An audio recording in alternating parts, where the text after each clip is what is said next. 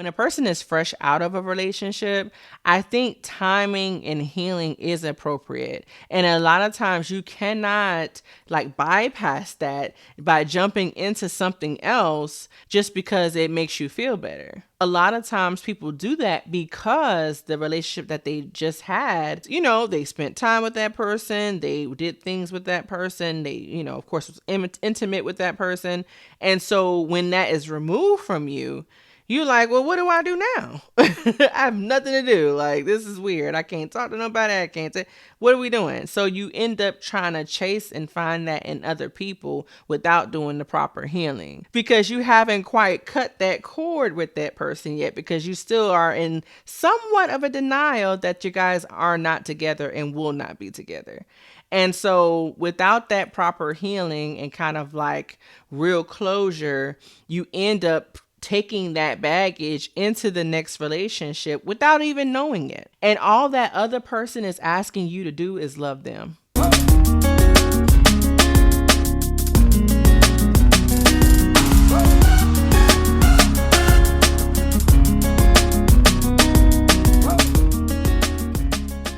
Hey y'all, welcome back to another episode of Pretty Suited Podcast, where we discuss real topics through the lenses of the most iconic figures in our culture. I'm your host, Lauren A. I just have a curious thought, and I'm going to start this off with a curious thought. Does anybody know who came up with that saying, you can't teach an old dog new tricks? Like, where did that come from? In my mind, I think that the origin probably was like the first stubborn person in the world. They probably got that. Like, you know what I'm saying? The first person who maybe owned a dog or something like that actually got like, hey, it's hard for me to train this dog. This dog is pretty set in their ways. And it kind of carried over into humans, and a stubborn person came along and was quite annoying. And then that person said, you know what, you're like an old dog. I can't teach you anything. And then that's where we got this phrase, right?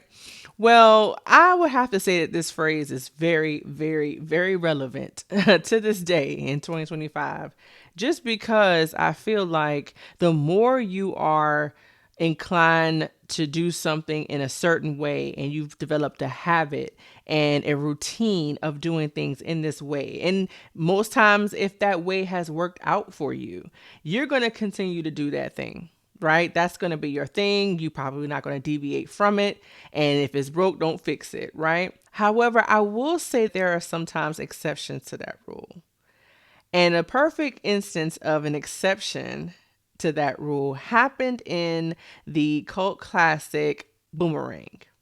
Boomerang is a movie that came out in 1992, starring the legend Eddie Murphy, as well as Robin Givens, Halle Berry, the up and coming Halle Berry at the time, David Alan Grier, Martin Lawrence, as well as you see a blip of the introduction of another icon of Chris Rock.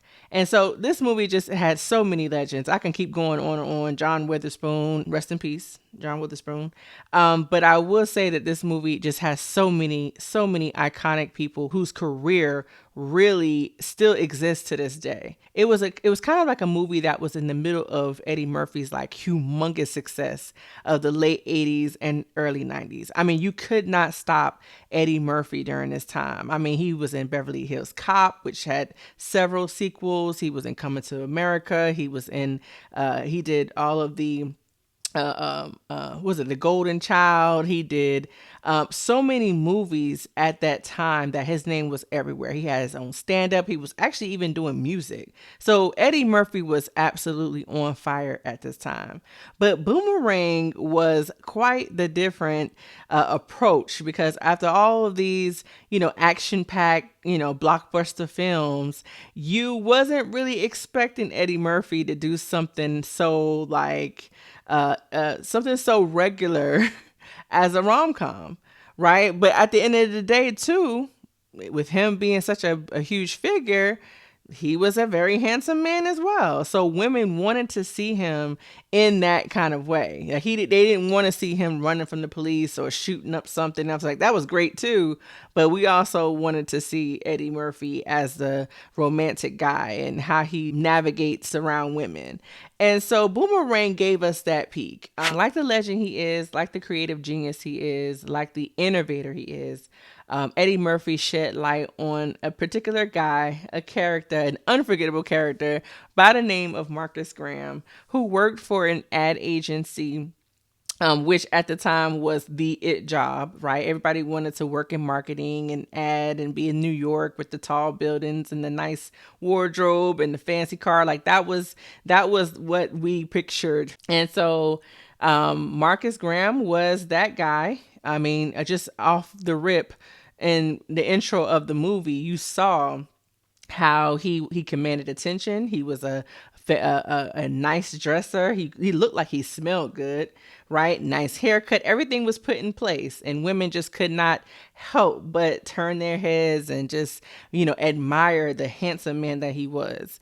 He commanded that attention. And so going through, the building at work and kind of just seeing how everybody like fawned and was hot and bothered just by his presence. I mean, you could tell his ego was through the roof. His ego was absolutely out of here. He could have the pick of the litter, like who he wanted.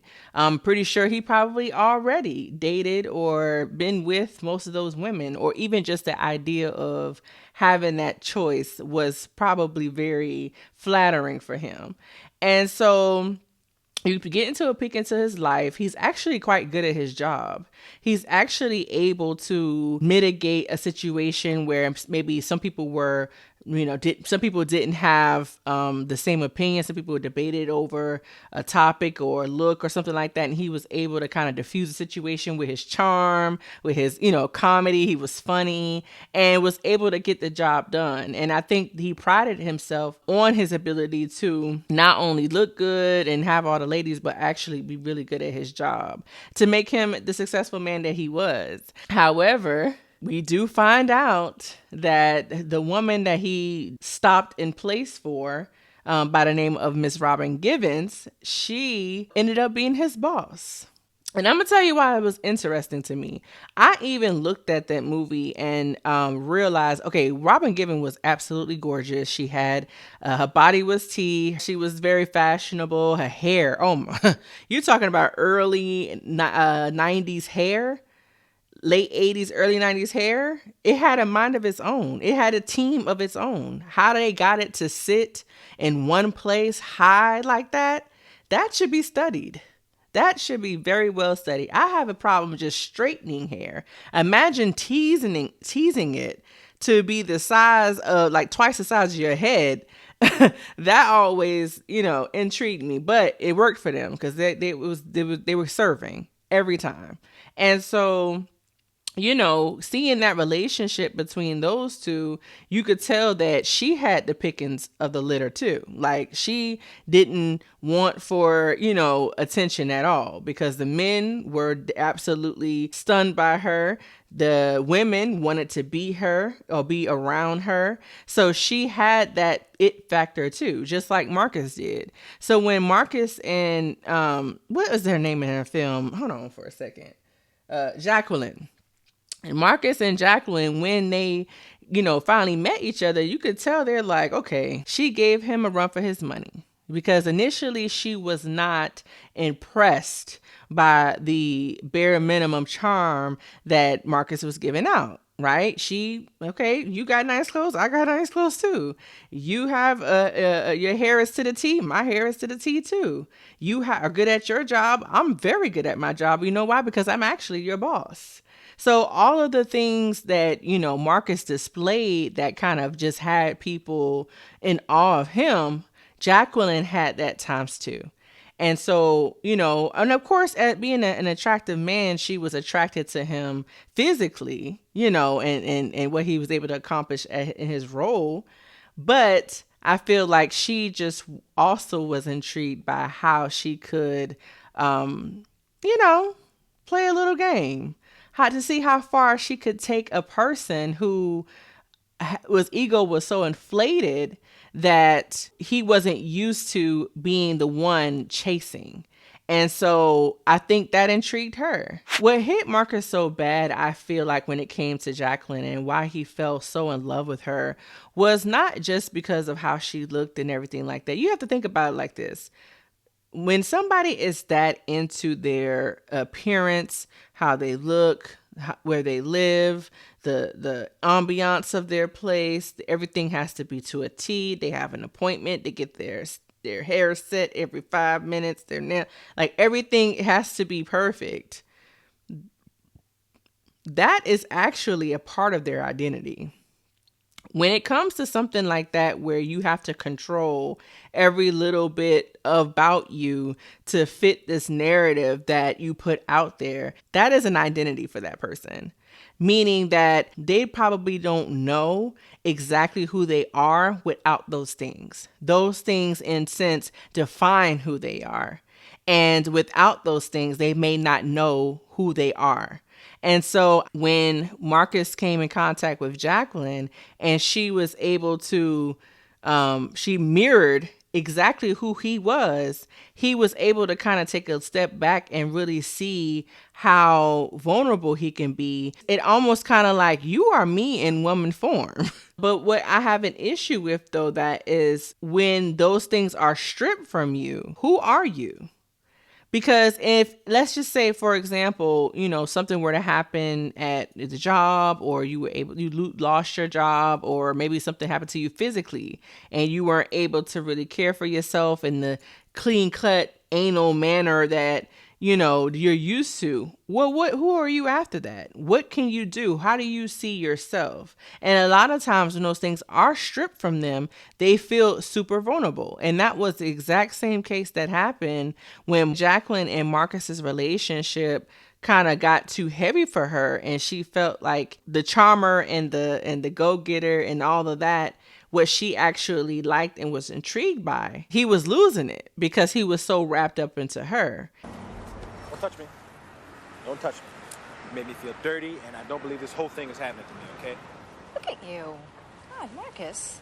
You have yourself all upset and worked up over nothing. Oh, nothing. That's what sex is to you, nothing, huh? What happened to caring and sharing and commitment? I know it sounds a little old-fashioned, but some people still think things like that are important. And you've made it painfully obvious that you're not one of them people. Well, why don't I give you a second to think about it? Oh, really?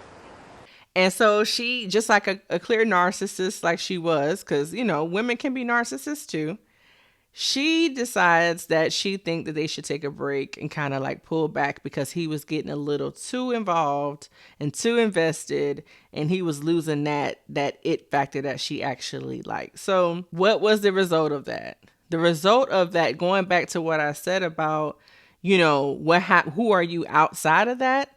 As soon as the vulnerability came and he stopped taking care of himself, he was moping around. He wasn't as confident. He was giving out bad advice for marketing campaigns. He started to lose sight of who he was. Why? Because all the things that you have accumulated to be so high level and so meticulous and so on point and all stuff like that, when you don't have that, you don't know who you are. So that character development that you were supposed to be building over time, you have been crippled by your success. You have been crippled by your good looks. You have been crippled by your easy access and to things. And so he didn't really understand that until he was down in the dumps with a lack of self-esteem, and that, he was heartbroken. I mean, what else is there to say? He was definitely heartbroken.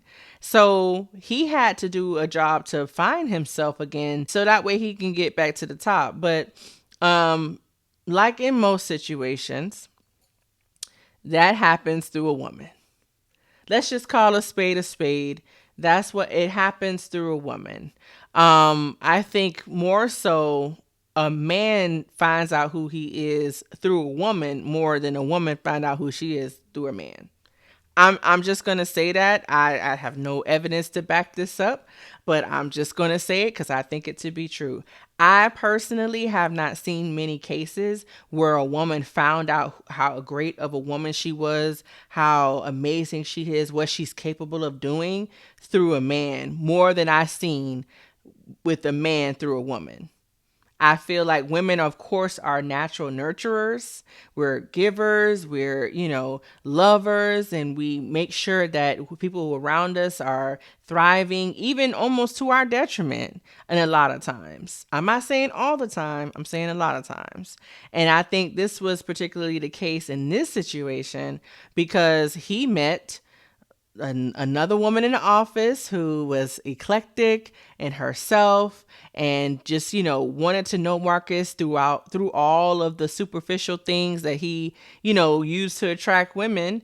And he met Angela, the beautiful, fantabulous, artistic, creative, kind Angela. And so Angela's character was a woman who did not allow the superficial kind of just culture of her workplace get to her.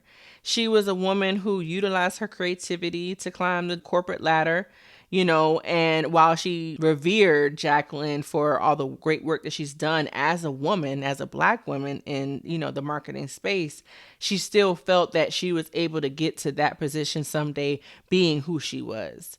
And so when she saw that, Marcus was intrigued by Jacqueline, I'm pretty sure she was just like, okay, well, they'll get together, whatever the case may be, but I still find Marcus attractive.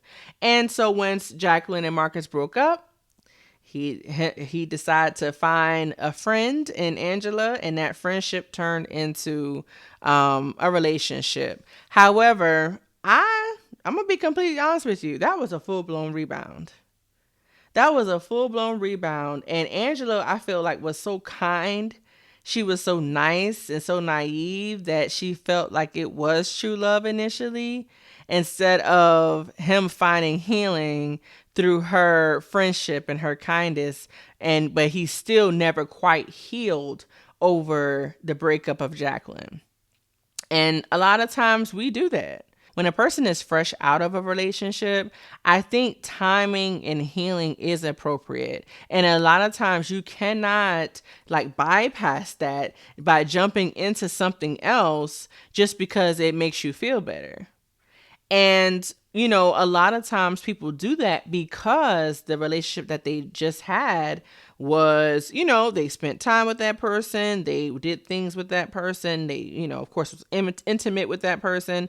And so when that is removed from you, you're like, well, what do I do now? I have nothing to do. Like, this is weird. I can't talk to nobody. I can't say, what are we doing? So you end up trying to chase and find that in other people without doing the proper healing. Because what in turn happens? You might see that person again. You start stalking their Facebook and Instagram and social media pages, seeing what they're up to, and, hoping to bump into them, still contacting their family, all the things, because you haven't quite cut that cord with that person yet, because you still are in somewhat of a denial that you guys are not together and will not be together. And so without that proper healing and kind of real closure, you end up taking that baggage into the next relationship without even knowing it. And all that other person is asking you to do is love them. And the sad part about it is that they are not even aware that your mind and your heart is still someplace else while you're there with them. It's jacked up when you think about it. It's so jacked up when you think about it. But it's the truth.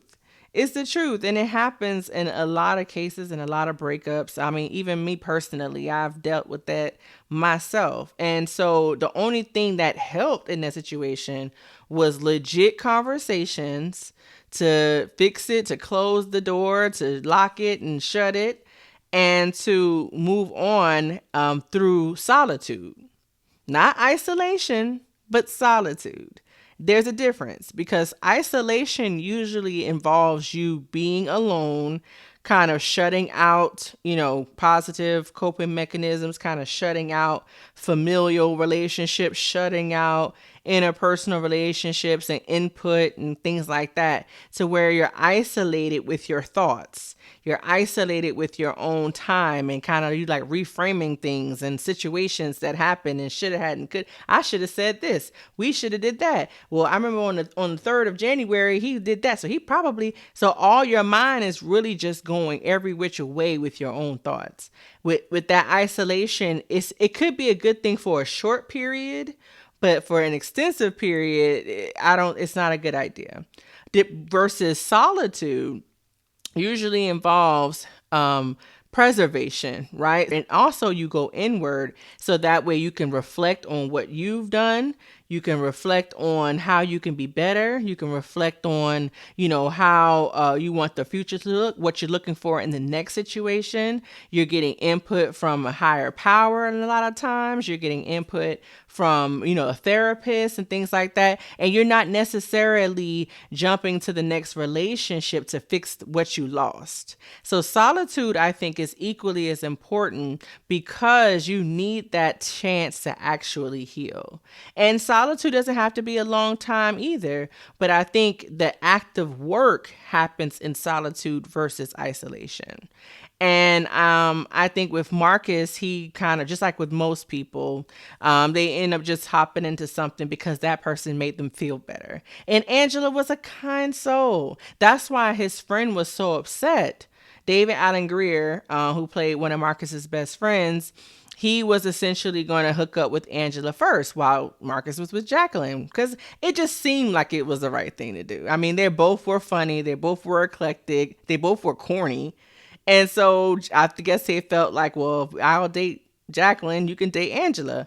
And so unfortunately that didn't work out. They just friend zoned each other. But once Jacqueline and Marcus broke up, and he just really wanted somebody to make him feel better, to make him laugh, to remind him who he was, he found that in Angela. And David Allen Greer's character, what is his name? David Allen Greer's character was Gerard.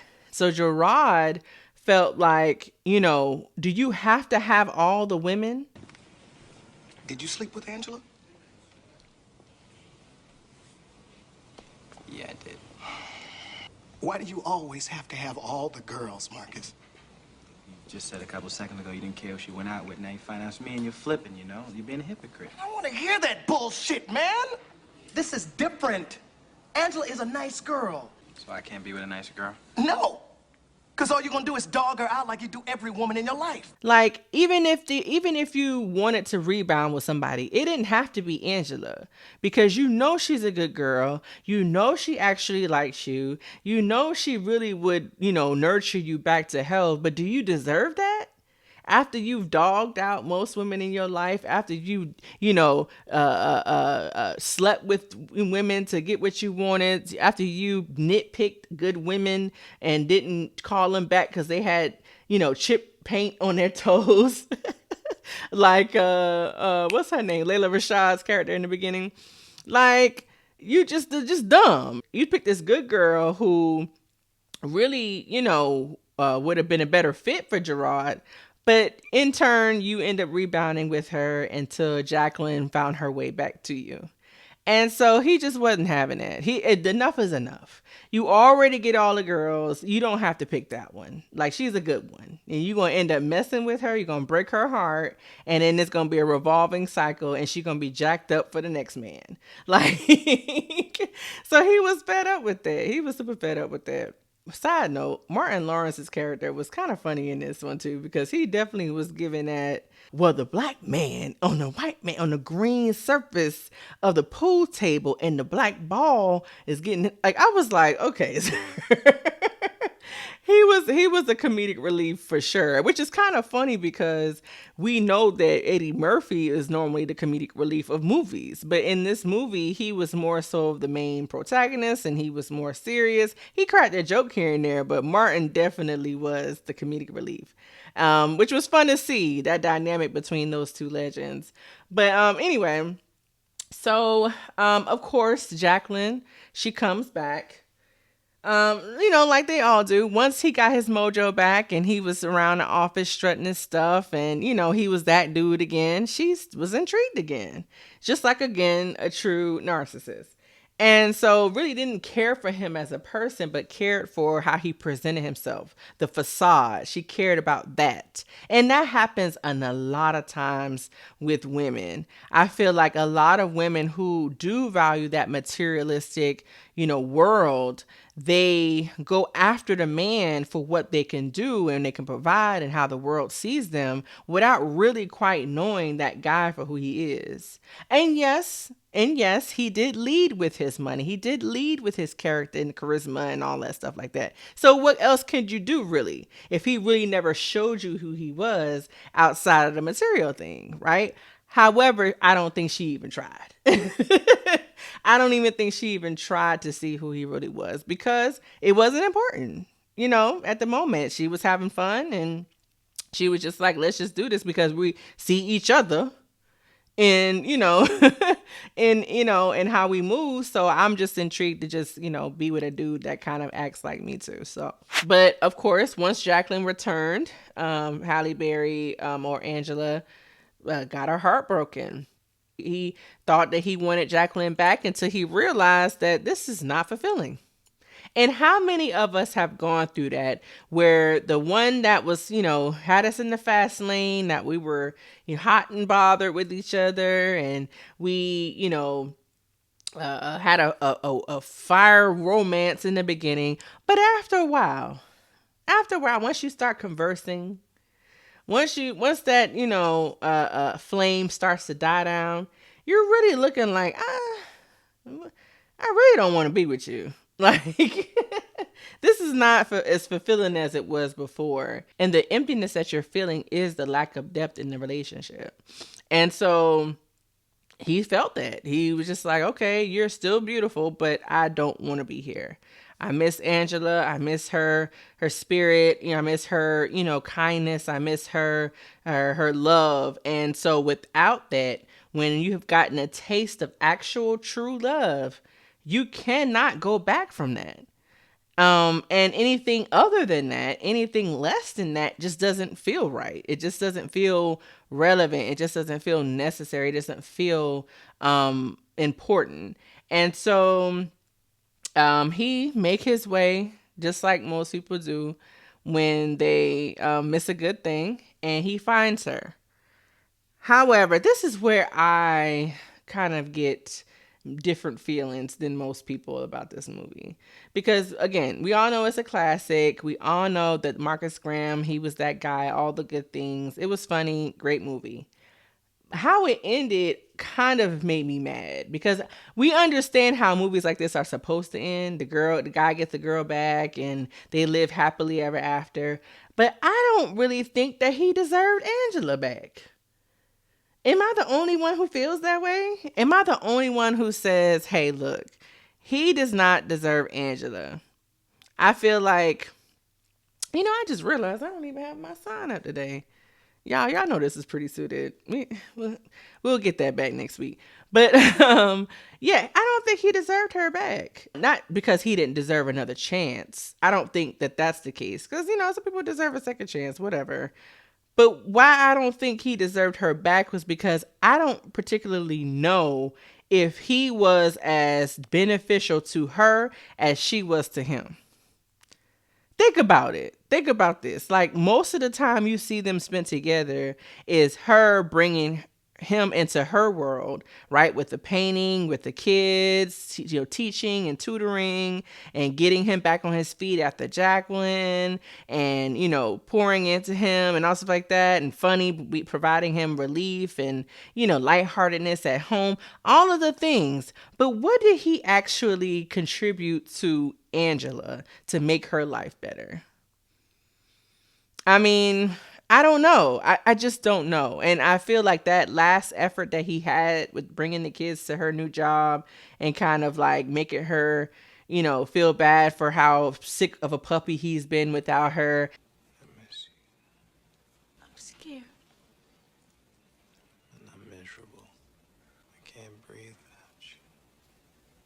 Like, I just don't think that was enough. I don't know. Maybe I'm just hard, and I am a little bit harder on the dudes too, but I feel like effort does require action. And while he did put forth action to get her back, in a sense, I guess, what would make me think that he wouldn't, that I'm not just some kind of like band-aid for his gunshot wound?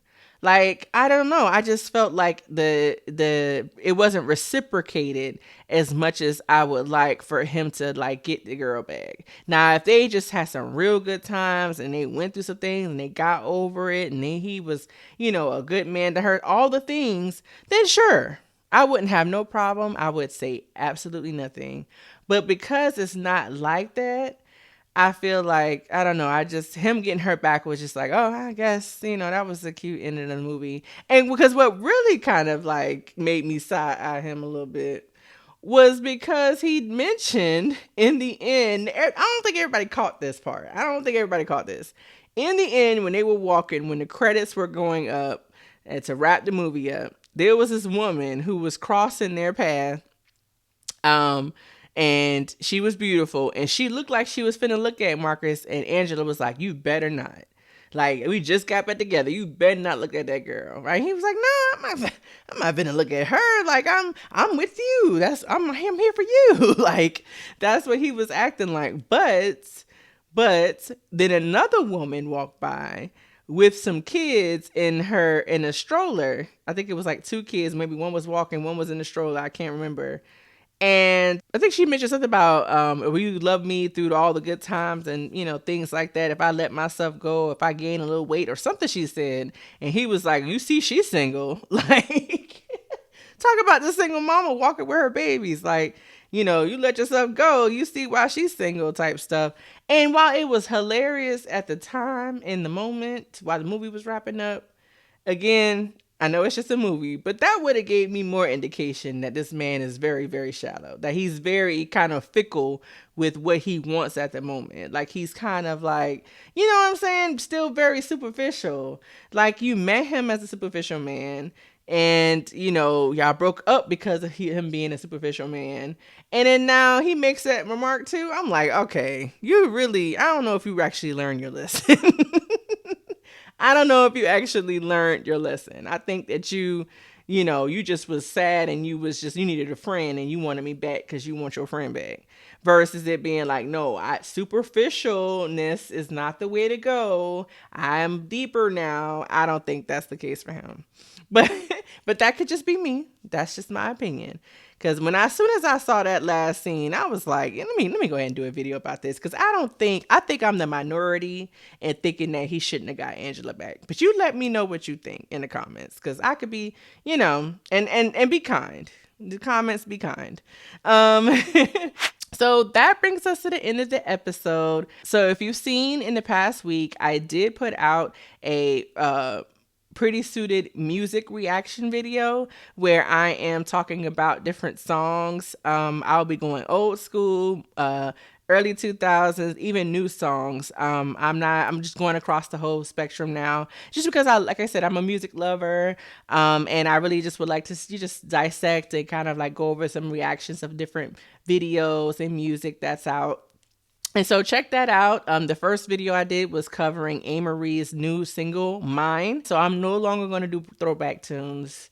I know. So I just have to keep in mind that I'm not going to put throwback tunes with Pretty Suited. It's just going to be a separate video talking about all the music that I'm going to react to. So anyway, so we're just going to wrap this thing up here, and hopefully you guys enjoy the video. Don't forget to like, share, and subscribe. And until next time, you cannot manifest anything you feel like you don't deserve. So create the life that you want and look to the sky for grace. Bye-bye.